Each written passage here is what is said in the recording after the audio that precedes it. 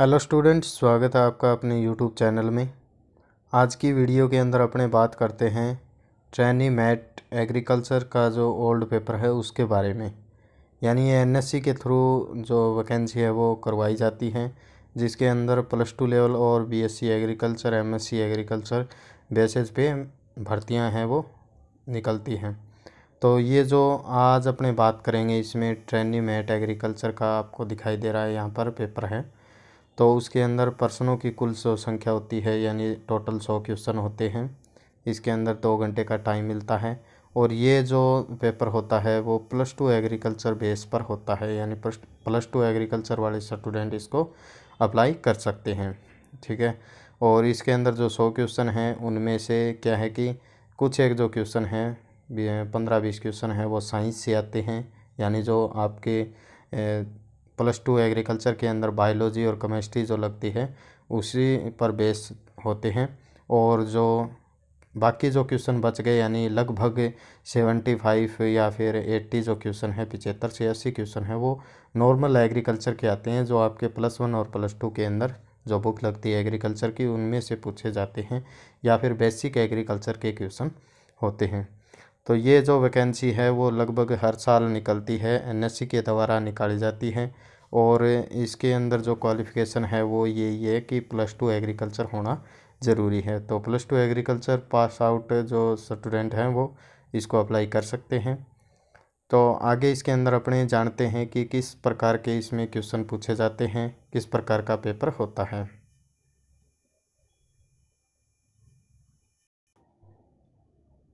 तो फर्स्ट इसके अंदर जैसे दे रखा है, आप देख रहे होंगे सेक्शन ये है, इसके अंदर क्वेश्चन दे रखे हैं। यहाँ पर इसके आंसर भी आप आसानी से देख सकते हो जो ग्रीन कलर में दिखाए हुए हैं। और यहाँ पर हिंदी के अंदर है और यहाँ पर इंग्लिश के अंदर क्वेश्चन पेपर आपको दिख रहा है। तो आप यहाँ पर आसानी से क्वेश्चन देख सकते हैं कि जो प्रीवियस ईयर जो ओल्ड पेपर है वो किस प्रकार का आया हुआ था, और इसके अनुसार आप अपनी तैयारी कर सकते हैं। तो शुरुआत करते हैं अपने आज की वीडियो की। तो इसके अंदर 100 क्वेश्चन हैं इस प्रकार से नीचे की ओर। तो मैं आपको एक एक क्वेश्चन बताऊंगा, तो आप उनको अच्छी प्रकार से पढ़ लेना।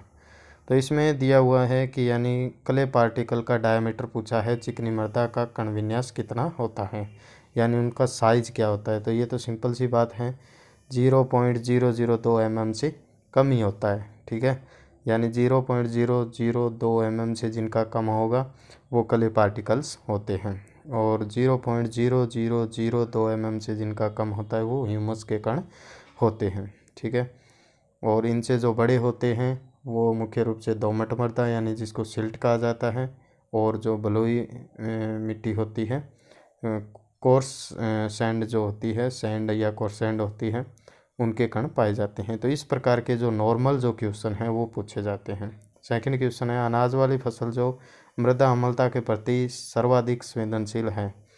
तो अम्लता के प्रति कौन सी संवेदनशील है, इनमें से जो फसल है वो मृदा अम्लता के प्रति सर्वाधिक संवेदनशील है, यानी इसलिए इस फसल को कम पीएच पर नहीं बोना चाहिए। अधिक सूखा अवरोधी फसल कौन सी है, तो यानी इनमें से बताना है आपको कि सूखा अवरोधी कौन सी है, यानी सूखा को सहन कर सकने वाली। ज्वार है उसके अंदर जल ज़्यादा चाहिए, गेहूं के अंदर चाहिए ही होता है, मटर के अंदर भी चाहिए। ठीक है, तो ये जो है मटर, गेहूं, तो ये तो जैसे आ गई रबी सीज़न के। तो रबी सीज़न में ज़्यादा सूखा पड़ने की संभावना होती नहीं है, क्योंकि वो सर्दी का समय होता है, कम जल के अंदर उसकी सिंचाई की पूर्ति, जल की पूर्ति हो जाती है। तो जो बाजरा है, बाजरा जो फसल है वो खरीफ की फसल है, और जिसके अंदर क्या है कि गर्मी मौसम में बोई जाने वाली फसल है। जैसे इसको अपने जुलाई अगस्त में बोते हैं तब अपने इसमें क्या है कि जल की कमी हो सकती है। तो जो बाजरा है, पल्म मिलेट, वो क्या है कि अधिक सूखा सहनशील करने वाली फसल है। ऊसर भूमि सुधार हेतु क्या प्रयोग किया जाता है, तो ये तो नॉर्मल सा क्वेश्चन है।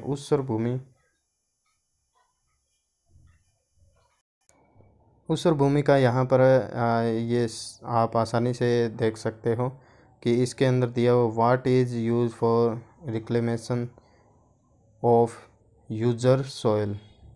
ठीक है, यानी यहाँ पर इसका मतलब ये है कि जैसे अगर किसी भी भूमि का पीएच है वो 7 से ऊपर है, मुख्य रूप से। तो उन भूमियों के लिए यानी क्षारीय भूमियाँ हो सकती है या फिर लवणीय क्षारीय भूमियाँ हो सकती हैं, तो उनके लिए क्या प्रयोग करोगे आप? जिप्सम का प्रयोग करोगे। और जो जिनका पीएच 7 से कम होता है यानी अम्लीय मृदाएँ होती हैं, उनका चूने द्वारा समाधान किया जाता है। तो क्षारीय मृदाओं याद रखना, क्षारीय मृदा का जिप्सम से किया जाता है, और जो लवणीय क्षारीय होती है उनका पायराइट के द्वारा किया जाता है, और जो अम्लीय होती है उनका चूने के द्वारा सुधार करते हैं। तो ये चीज़ आप याद रख लेना।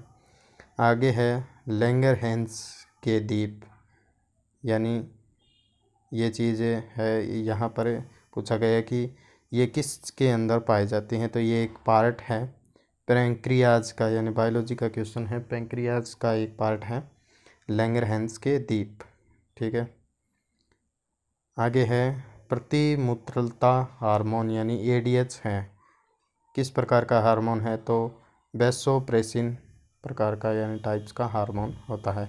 पुनरावर्तन सिद्धांत किसने प्रतिपादित किया? तो ये हेक्केल ने किया।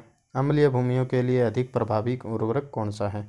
तो अम्लीय भूमियों के लिए अधिक प्रभावी उर्वरक पूछा है।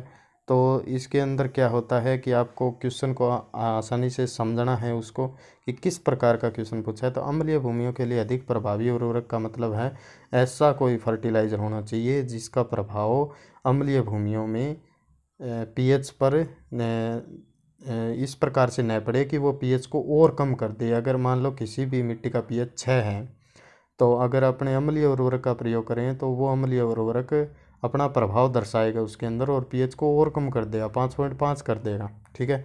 तो ऐसा कौन सा फर्टिलाइज़र है जो इसके प्रभाव को कम करे, यानी कम करने का मतलब है 6 पीएच है तो उसको थोड़ा सा बढ़ाने का काम करे, 6.5 करे, 7 करे। ठीक है।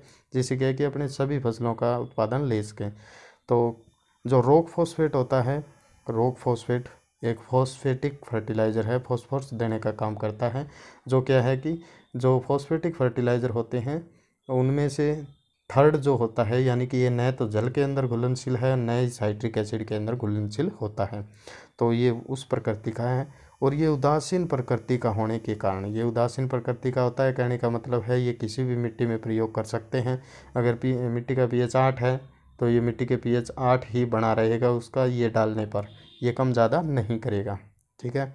तो जो डीएपी होता है, डीएपी के अंदर क्या है, HPO4 नेगेटिव 2 नेगेटिव होने के कारण वो क्या करेगा, मुख्य रूप से वो पीएच को ऊपर नीचे करने का काम करेगा। और ये जो जैसे कि SSP है, तो ये दोनों डीएपी और SSP जो है, SSP है सिंगल सुपर फॉस्फेट होता है, ये फॉस्फेट देने का काम करता है। और ये डीएपी है यानी फॉस्फोरस युक्त फर्टिलाइज़र हैं तीनों ही। तो ये दोनों नीचे वाले क्या करते हैं, पीएच को कम ज़्यादा कर सकते हैं। तो रॉक फॉस्फेट जो है वो एक प्रकार का उदासीन फर्टिलाइज़र होने के कारण इसका प्रयोग अपने कर सकते हैं आसानी से। तो रॉक फॉस्फेट का प्रयोग करना चाहिए। जस्ता पौधों द्वारा किस रूप में अधिशोषित होता है? तो जस्ते का प्राप्य रूप पूछा गया है कि पौधे इसको किस रूप में ग्रहण करते हैं। तो सिंपल सी बात है, Zn+2 ही होता है। तो ये आपको सभी जो 17 पोषक तत्व हैं उनके सभी जो पोषक तत्वों की जो प्राप्य रूप हैं वो आपको याद होने चाहिए। और ये आप ऊपर आई बटन है उसके ऊपर क्लिक करके, अभी जो आपने देखा है ऊपर की तरफ, तो उस पर आप क्लिक करके आसानी से देख सकते हो जो मैंने वीडियो बनाई है इसके बारे में कि कौन सा पोषक तत्व पौधे किस रूप में ग्रहण करते हैं। तो Zn है उसको Zn+2 के रूप में ग्रहण किया जाता है। आगे है इसमें हाइड्रा की देह गुहा को कहते हैं। तो हाइड्रा की देह गुहा को सिलेंट्रान कहते हैं। गुदलूम यानी एनाल सेर्सी उपस्थित होते हैं, यानी किस में होते हैं? तो दोनों नर व मादा कॉकरोच के अंदर ये उपस्थित होते हैं। ओमेटेडिया की आंखों में पाई जाती है, यानी किसकी आंखों में ये चीज़ें पाई जाती है? तो इंसेक्ट की आंखों के अंदर ये चीज़ें पाई जाती है। डायग्राम बनाने के लिए किस कीट से मोम प्राप्त होता है? तो मोम यानी कि जो छत्ता बनाती है मधुमक्खियाँ, जिसके अंदर वो अपना शहद इकट्ठा करती है और ख़ुद उसके अंदर बच्चे वगैरह रखती है, खुद रहती है। ठीक है। तो उस चीज़ को शहद के अलावा जो छत्ता होता है वो मोम होता है। ठीक है। तो मोम जो है वो मधुमक्खी से प्राप्त किया जाता है। तो और ये जो सारे जो कीट हैं यहाँ पर दे रखे हैं वो बेनिफिशियल कीट के रूप में आते हैं, यानी कि महत्वपूर्ण कीटों के रूप में एग्रीकल्चर इंसेक्ट के अंदर ये सारी चीज़ें पढ़ी जाती हैं। तो नाम से बेनिफिशियल है, परंतु ये कुछ जो कीट हैं वो नुकसानदायक भी होते हैं, जैसे दीमक है, टीटी है, ये कीट नुकसानदायक भी हैं, परंतु जो मधुमक्खी है, लाख कीट है, वो लाभदायक हैं। ठीक है, तो इनको एग्रीकल्चर बीएससी एग्रीकल्चर के अंदर एंटोमोलॉजी के अंदर मुख्य रूप से पढ़ा जाएगा। आगे है रुधिर जमाव के लिए विटामिन कौन सा ज़रूरी है, तो ये जो है वो रुधिर का थक्का या जमाव करने के लिए काम में लिया जाता है। कंपोजिटी में बीजांडन्यास होता है, तो कंपोजिटी यानी जो फैमिली है कंपोजिटी, उसके अंदर बीजांडन्यास किस प्रकार का होता है, यानी तो ये चीज़ पूछी गई है। तो इसके अंदर बेसल आएगा, यानी आधार्य होता है, नीचे की तरफ इस प्रकार से फ्लैट होता है।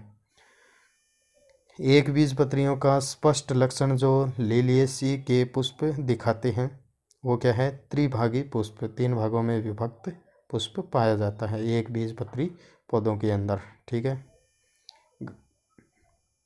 आगे है घास के नवोद्भिद में प्रांकुर चोल होता है, तो वो बाहर निकलने वाली पत्ती का आच्छादन होता है, इस प्रकार का पाया जाता है, यानी एक पार्ट है। आगे है ल्यूकोसिलिनिया का फ्लैजिलेटेड डिम्ब कहलाता है, यानी ल्यूकोसिलिनिया का जो फ्लैजिलेटेड डिम्ब है वो क्या कहलाता है, तो प्रेंकाइलुमा कहलाता है। कौन सी आलू की प्रजाति नहीं है, तो कुफरी कुमार जो है वो इसकी वैरायटी नहीं है, बाकी जो तीनों हैं वो है। शीर्ष एवं पार्श्व शाखा तोड़ाई की जाती है, यानी कहने का मतलब है, आप यहाँ पर इंग्लिश में देखोगे तो आसानी से समझ में आएगा आपको। टैपिंग या जिसको डिस्करिंग बोलते हैं, यानी क्या होता है, टॉपिंग होता है, ये TOPP आएगा यहाँ पर, टॉपिंग, यानी जिसको शीर्ष व पार्श्व शाखाएँ कहते हैं। ठीक है, इस प्रकार से पौधा है ऐसे, तो इसकी जो शीर्ष शाखा होती है वो काट दी जाती है यहाँ से इस प्रकार से। ठीक है, और पार्श्व जो शाखा होती है इस प्रकार से साइड वाली, उनको इस प्रकार से काट दिया जाता है आगे से। ठीक है, जिससे क्या होगा, ज़्यादा से ज़्यादा शाखाएं बढ़ेंगी। और तम्बाकू के अंदर पत्तियां काम में आती हैं, जैसे अपने सरसों के अंदर करते हैं, जिसे ऊपर वाला भाग, या चना के अंदर करते हैं, इस प्रकार से पौधा है तो उसको यहाँ से कट कर दिया जाता है, ये भाग ऊपर वाला, जिससे क्या है कि साइड की ब्रांचें हैं वो ज़्यादा निकलती है। ये प्रोसेस उनके अंदर ज़्यादा की जाती है जैसे फूल वाले पौधे हैं, या जिनसे क्या है कि साइड वाली ब्रांचेज पर ज़्यादा जैसे पत्तियां वगैरह लगती हैं। ग्रेवनी कुल वाली फसलों के अंदर ऐसा नहीं होता है, बाकी दलहनी फसलों के अंदर अपना ऐसा कर सकते हैं। तो इससे क्या है कि शाखाओं में वृद्धि करने के लिए, पत्तियों की संख्या में वृद्धि करने के लिए, जो अपने या तो फूल चाहिए, फूल ज़्यादा चाहिए, तो कोई भी जैसे ये शाखा है, ये इसको आगे से यहाँ से कट कर दिया, तो यहाँ से क्या है कि बहुत ज़्यादा मात्रा में शाखाएं निकलेंगे, जिससे क्या है कि इनके ऊपर ज़्यादा मात्रा में फूल आएंगे और अपने को उत्पादन ज़्यादा प्राप्त होगा।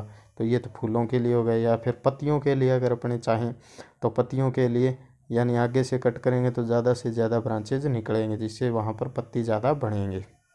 ठीक है, तो ये जो प्रोसेस है वो अपने तम्बाकू के अंदर करते हैं, परंतु चना के अंदर, कपास के अंदर भी ये प्रोसेस की जाती है। यहाँ पर निपिंग जो प्रोसेस है वो चना के अंदर की जाती है, और टॉपिंग जो है वो कपास के अंदर भी की जाती है, जिससे क्या है कि साइड वाली ब्रांचेज ज़्यादा निकले और जो टिंडे होते हैं वो ज़्यादा बढ़ें, जिससे कपास का उत्पादन बढ़ेगा। ठीक है, कपास में 28% का अर्थ होता है, यानी गिनिंग परसेंटेज इसको बोलते हैं, गिनिंग परसेंटेज। तो परसेंटेज ऑफ कॉटन फाइबर, यानी कि कपास में रेशे का प्रतिशत मात्रा, उसको बोलते हैं कपास में 28%। समोच्च कृषि का अभिप्राय, समोच्च कृषि यानी कंटूर फार्मिंग का अर्थ क्या है कि समान ऊंचाई की भूमि पर खेती करना। समान ऊंचाई की भूमि का मतलब होता है ये जो पहाड़ी क्षेत्र होते हैं, इस प्रकार से, ये मान लो पहाड़ी क्षेत्र है कोई भी, तो यहाँ पर इस प्रकार से अपने खेती नहीं कर सकते यहाँ पर, क्योंकि ये ऊंचाई वाली ढलान वाली है, बारिश होगी तो सारा पानी है वो नीचे आ जाएगा। इसलिए अपने क्या करते हैं, इसको कुछ मात्रा में समतल कर लेते हैं, जैसे इसको समतल कर लिया, इसको यहाँ से समतल कर लिया। ठीक है, अब ये जो जगह है ये समतल हो गई है, इस पर अपने कल्टीवेशन कर सकते हैं। ठीक है, इस प्रकार से, तो ये समान ऊंचाई वाली हो गई चीज़ें। ठीक है। इस प्रकार से जो खेती की जाती है उसको कंटूर फार्मिंग कहते हैं। और कंटूर जो है वो होता है समान ऊंचाई की भूमि पर खेती करना, ठीक है। हल को जुआ से बांधने की क्रिया को कहते हैं। तो हल को जुआ से बांधने की क्रिया जो है वो हिचिंग कहलाती है।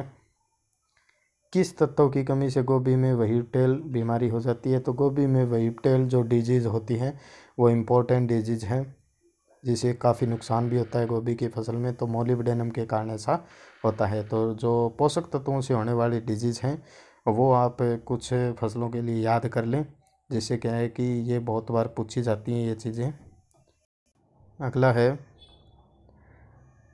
बोने गेहूं में जल की मांग होती है, यानी जल मांग पूछा है कि किसी भी फसल में बुआई से लेकर कटाई तक जितने जल की आवश्यकता अपने उसमें पड़ती है किसी भी चीज़ के लिए, तो उसको जल मांग कहते हैं। यानी उसके अंदर वाष्पीकरण, वाष्पोत्सर्जन, फसल द्वारा कितने जल की आवश्यकता पड़ती है, कितना जल उसमें लिया जाता है, कितने जल की खपत होती है। जैसे बुआई से पहले भी अपने सिंचाई करके खेत को तैयार करते हैं तो वो भी जल उसमें शामिल होता है।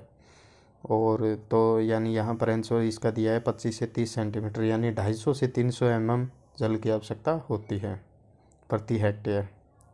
सस्य विज्ञान का अभिप्राय पूछा है यहाँ पर। तो मृदा एवं फसल प्रबंध होता है, सिंपल सी बात है। यानी एग्रोनॉमी में अपने सोइल मैनेजमेंट करते हैं, सोइल प्रिपरेशन करते हैं, मृदा की तैयारी करते हैं, और फील्ड का जो भी चीज़ें हैं यानी फसलोत्पादन प्राप्त करने के लिए अपने पहले खेत को तैयार करते हैं और फिर फसलोत्पादन लेने का काम किया जाता है। तो उस चीज़ को बोलते हैं, यानी दो कार्य मुख्य रूप से किया जाता है, मृदा एवं फसल प्रबंधन, ठीक है। खेत को तैयार करना और फसल उत्पादन प्राप्त करना, उसको सस्य विज्ञान कहते हैं। सॉइल एंड क्रॉप मैनेजमेंट जो होता है वो एग्रोनॉमी के अंदर आता है। मक्का किस कुल की फसल है? तो पोएसी यानी ग्रेमिनी कुल की फसल है। सीधे पत्ते वाले जो रिबन आकार के पत्ते होते हैं, लंबी जो फसलें होती हैं और जो तनों के अंदर गांठें पाई जाती हैं, ठीक है, यानी कि इस प्रकार से होती हैं पोरियों के रूप में, तो उन फसलों को ग्रेमिनी कुल में रखा जाता है। आगे है भारत में किस फसल का सर्वाधिक उत्पादन होता है? तो भारत के अंदर उत्पादन पूछा है, सर्वाधिक किस फसल का है? तो भारत के अंदर धान की फसल जो है उसका उत्पादन सर्वाधिक होता है। और जो उत्पादकता है यानी प्रति हेक्टेयर उत्पादकता है वो गेहूं की होती है, यानी कम क्षेत्र के अंदर अधिक उत्पादन लिया जा सकता है वो गेहूं के अंदर है, परंतु जो बुआई है वो धान की ज़्यादा होती है। और विश्व के अंदर है वो गेहूं के अंदर होता है, विश्व का इससे उल्टा होता है।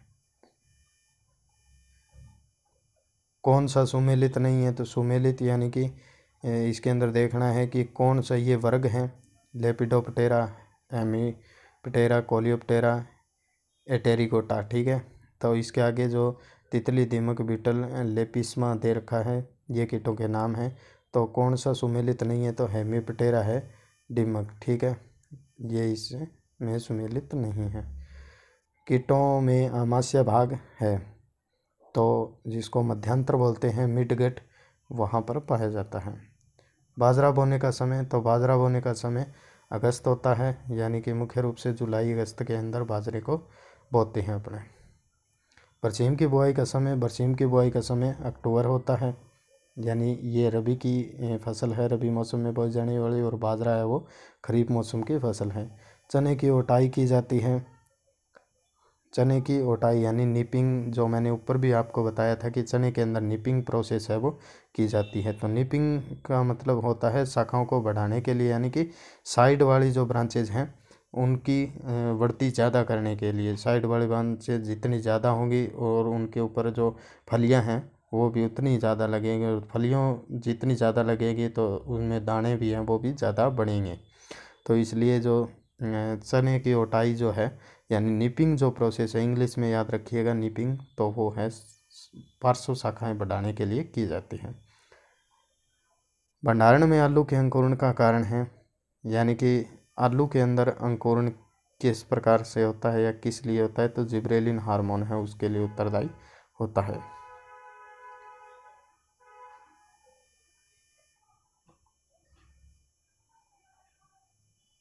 जीन मुख्यतः अथवा पूर्णतः बना होता है, यानी किसका बना होता है?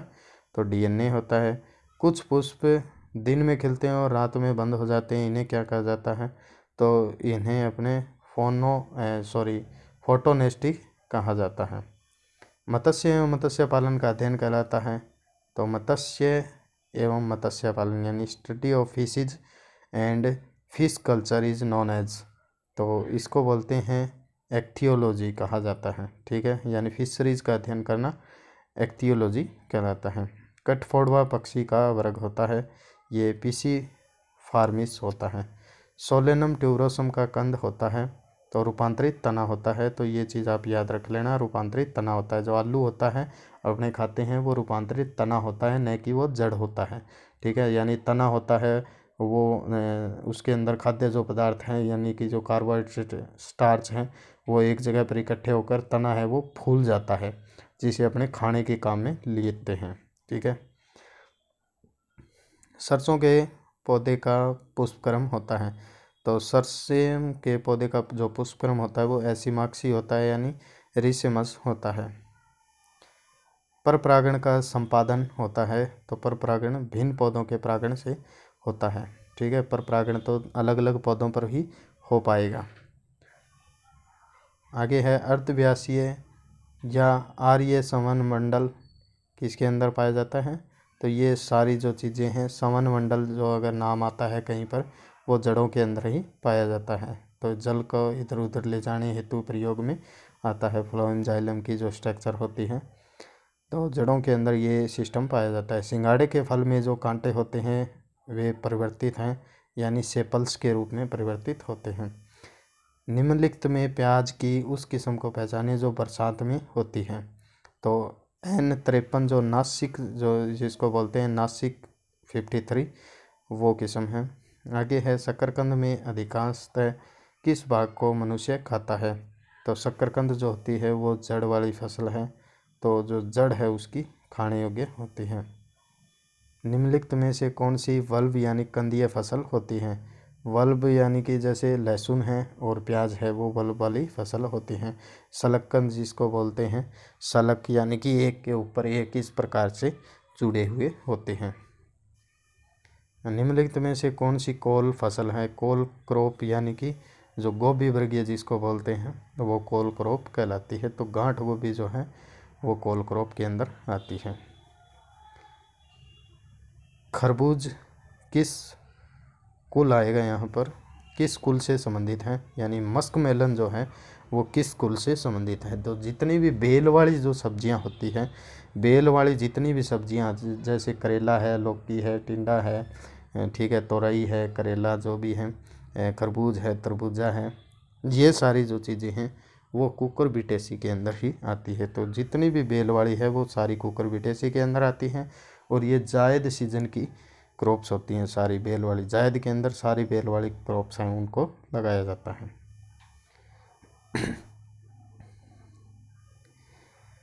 तो ये यहाँ पर जो मेंडल वाला बायोलॉजी का क्वेश्चन है वो पूछा गया है। स्वतंत्र अपीवन का सिद्धांत सिद्ध किया जा सकता है, तो ये आपको देखना पड़ेगा। उसके अंदर आपको वो सारी चीज़ें इसके अंदर पढ़नी पड़ेगी। मेंडल वाली आनुवंशिकी का जो सिद्धांत है वो सारी चीज़ें इसके अंदर आप पढ़ोगे तो आप ये कर पाओगे। दो जोड़ियाँ लंबा तथा बौना पौधा ये ग्राफ के द्वारा इसको आसानी से समझा जा सकता है।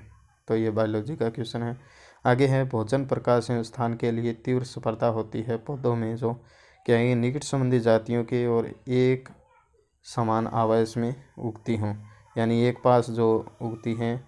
कहने का मतलब है दो पास पास जो पौधे अगर उगते हैं उनके बीच में ही कंपटीशन पाया जाता है।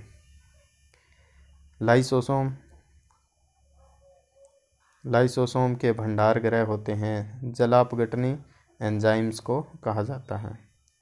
आगे है प्रोकैरियोट व यूकैरियोट के आनुवंशिक तंत्र, तो ये एक लक्षण में भिन्न होते हैं। प्रोकैरियोट में हिस्टोन उपस्थित होते हैं जो यूकैरियोट में सदैव उपस्थित होते हैं। माइटोकॉन्ड्रिया और हरित लवक में डीएनए की उपस्थिति निम्न परिकल्पना की पुष्टि करती है। तो ये आप सीधा इसमें पढ़ सकते हो। ये बायोलॉजी के क्वेश्चन आए हैं यहाँ पर।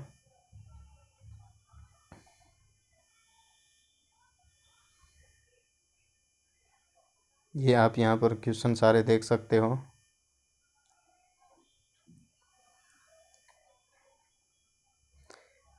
इसकी मैं पीडीएफ नीचे डिस्क्रिप्शन में डाल रहा हूँ, तो आप इस पेपर को डाउनलोड करके आसानी से पढ़ सकते हो।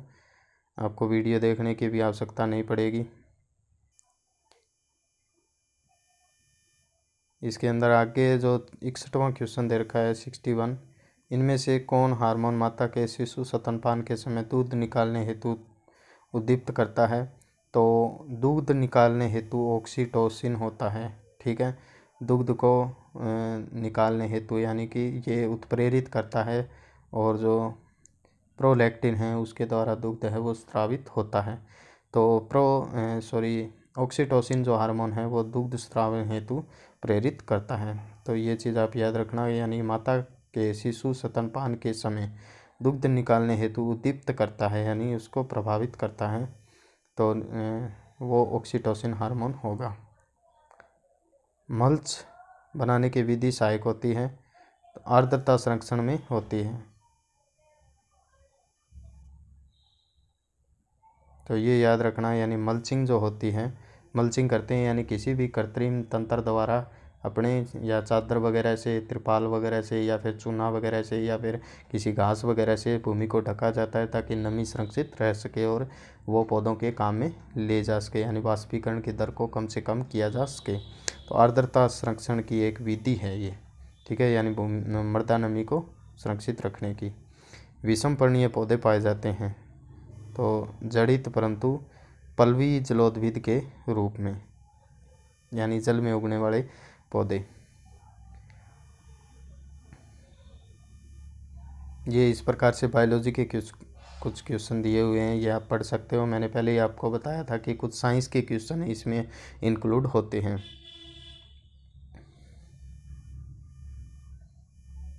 ये यहाँ पर कुछ साइंस के क्वेश्चन दिए हुए हैं। आगे यहाँ पर एक क्वेश्चन आया एग्रीकल्चर का, फूल गोभी में खाने योग्य भाग होता है? तो फूल गोभी के अंदर खाने योग्य जो भाग होता है वो कर्ड होता है। ठीक है, फूल गोभी के अंदर कर्ड होता है, याद रख लेना। और जो पत्ता गोभी होती है उसके अंदर हेड होता है। हेड जो 2 नंबर ऑप्शन है, हेड, वो पत्ता गोभी के लिए होता है, यानी कैबेज के लिए होता है। और जो कॉलीफ्लावर है, यहाँ पर कॉलीफ्लावर आपको दिया हुआ है, कॉलीफ्लावर के अंदर यानी फूल गोभी के अंदर कर्ड होता है। तो ये याद रख लेना, यानी पत्ता गोभी के अंदर जो इस प्रकार से पत्ताओं से बनी गोभी होती है, तो ये यहाँ से मान लो चिकनी होती है, जैसे कि एक प्रकार से सिर है। ठीक है, तो उसका हेड होता है।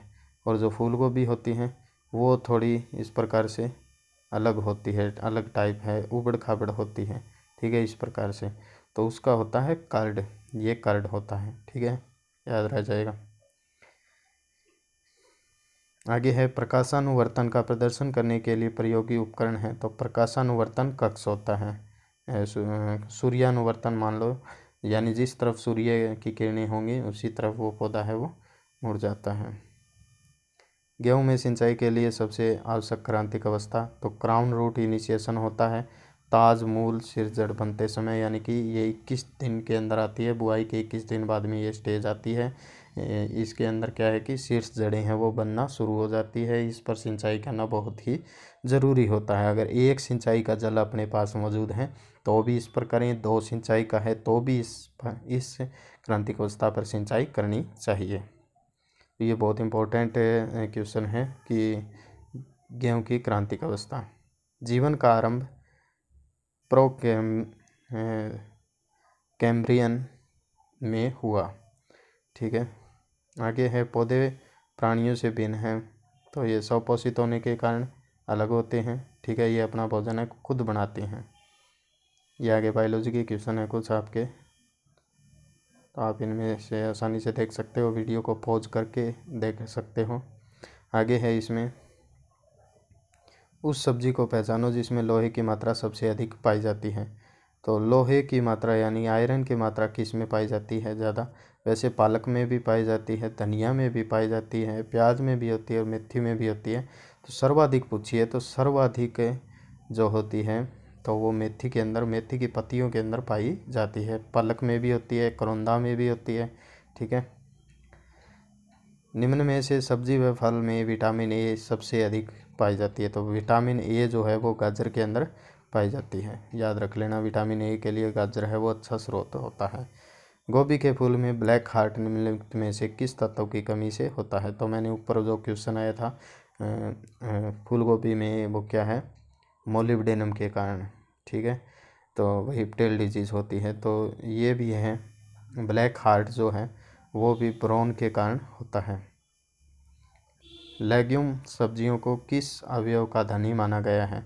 तो जितने भी लेग्यूम सब्जियां होती है, यानी लेग्यूमिनेस यानी दलहनी फसल जिनको बोलते हैं, या दलहनी सब्जियां जितनी भी होती हैं, जैसे अपने मूंग वगैरह हैं, उनकी अपने दाल के रूप में सब्जी बनाते हैं, ठीक है, या फिर कोई दलहनी सब्जी हो गई जैसे, तो वो किस चीज़ की धनी होती है, यानी उनमें कौन सी चीज़ मुख्य रूप से पाई जाती है। तो याद रख लेना, लेग्यूम जो सब्जियां होती हैं, या लेग्यूम जो दाल वाली जो भी होती है, जैसे चना है, मूंग, मोठ, उड़द है, ठीक है, सोयाबीन, तो वो सारी प्रोटीन की धनी होती है, ये प्रोटीन के लिए उगाई जाती है। तो दाल वाली जितनी भी होती है वो सारी प्रोटीन के लिए उगाई जाती है, ठीक है। और क्योंकि ये नाइट्रोजन फिक्सेशन का काम ज़्यादा करती हैं, और जो प्रोटीन्स होते हैं वो नाइट्रोजन के बने होते हैं, इसलिए इनमें प्रोटीन की मात्रा बढ़ जाती है। आगे है, निम्नलिखित में से किस सब्जी में बीजोत्पादन के लिए कम तापक्रम के साथ बर्फ़ गिरना आवश्यक है। तो पत्ता गोभी की सभी किस्मों के लिए यह ज़रूरी है, यानी टेम्परेचर कम होना चाहिए। कम टेम्परेचर के अंदर ये अधिक उत्पादन दे सकती है, यानी रबी मौसम की फसल है। आगे है, निम्न कृषि यंत्र मिट्टी को भुरभुरा बनाने के लिए उपयुक्त है ताकि उसके पश्चात बुवाई की जा सके। तो यानी इनमें से कौन सा है, यानी जो जितने भी हल होते हैं वो मिट्टी को भुरभुरा नहीं बनाते हैं, परंतु उनका काम क्या है कि वो मिट्टी को खोदने के काम में आते हैं। परंतु जो हैरो होता है वो मिट्टी को खोदता नहीं है, वो मिट्टी को भुरभुरा बनाता है, यानी जो ढेले होते हैं बड़े बड़े मिट्टी के ढेले, उनको तोड़ करके वो छोटे रूपों में उसको कर देता है, जिससे क्या है कि उसके अंदर बुआई वगैरह वो आसानी से की जा सके, ठीक है। तो इसका आंसर होगा डिस्क हैरो। डिस्क हैरो, जो नॉर्मल हैरो होता है अपने, उसके ऊपर डिस्क वगैरह लगे होते हैं जिसको तवे बोलते हैं, वो डिस्क हैरो होता है। निम्नलिखित में से कौन सी बकरी की विदेशी नस्ल है। तो नस्ल पूछी है तो इसमें एल्पाइन है, ठीक है, बाकी जो है वो देसी नस्लें हैं। पशुओं के लिए निम्नलिखित में से कौन सा फास्फोरस का सर्वोत्तम स्रोत है।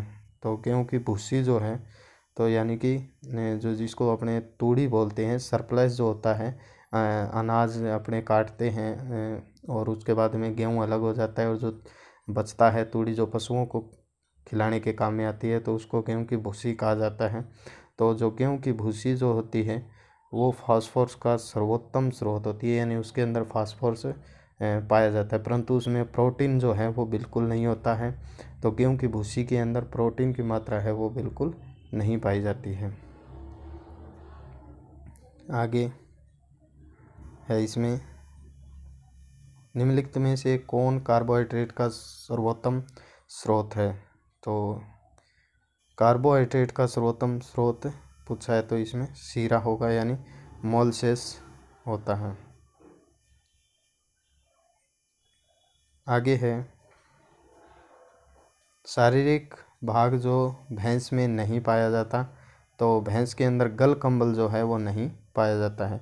तो गल कंबल यानी कि पशु के अंदर जो गले के जो नीचे वाला भाग होता है, इस प्रकार से ये जो होता है, ठीक है, ये आँख है इसकी, ये कान है, ठीक है। तो ये जो गले के नीचे वाला ये भाग होता है, ये सारा, यानी मुंह के यहाँ से गर्दन के नीचे वाला, ये गाय के अंदर पाया जाता है, परंतु भैंस के अंदर ये अनुपस्थित होता है।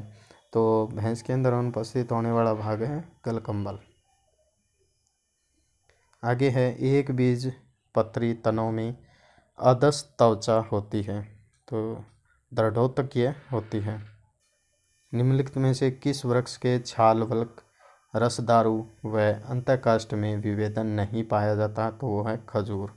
तैरती हुई पत्तियों वाले जलीय पौधों में होते हैं, तो रंध्री ऊपरी सतह पर होते हैं ताकि वो आसानी से तैरा जा सके। सरसों का कुल, तो सरसों का क्रूसिफेरी होता है। सरसों कुल के अंदर क्रूसीफेरी वाली जो सब्जियां हैं वो मुख्य रूप से आती हैं।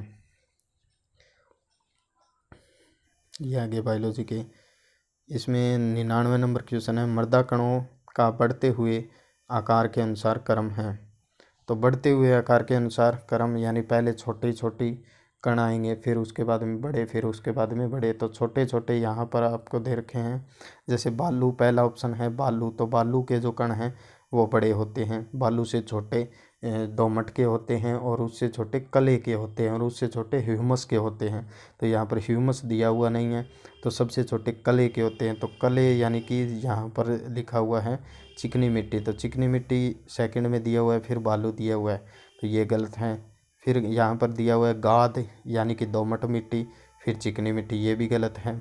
4 नंबर में चिकनी मिट्टी ये सही है, फिर गाद, फिर बालू, ठीक है। तो यानी यहाँ पर आप देखोगे कि कले, सिल्ट और सैंड। सिल्ट का मतलब दोमट मिट्टी होती है, जिसे गाद कहा जाता है, जिसके अंदर क्या है बलुई प्लस चिकनी दोनों का जो कॉम्बिनेशन होता है, बीज की जो होती है वो होती है जो सबसे ज़्यादा क्या है उपजाऊ मानी जाती है, क्योंकि यह भौतिक संरचना और जो भौतिक स्थिति के अनुसार है, इनमें सभी प्रकार की फसलें आसानी से लगा सकते हैं। तो ये जो 4 नंबर इसका ऑप्शन होगा वो सही है। तो ये इस प्रकार से ये 100 जो आपके क्वेश्चन हैं वो यहाँ पर मैंने आपको करवाए हैं ट्रेनी मैथ एग्रीकल्चर के बारे में। तो ये बायोलॉजी के क्वेश्चन, कुछ क्वेश्चन इसके अंदर नॉर्मल है वो 25 से 30 क्वेश्चन पूछे जाते हैं। बाकी के जो 70-75 जो क्वेश्चन हैं वो मुख्य रूप से एग्रीकल्चर के ही पूछे जाते हैं। जो +1 +2 एग्रीकल्चर है उन्हीं में से सारे क्वेश्चन हैं वो आते हैं।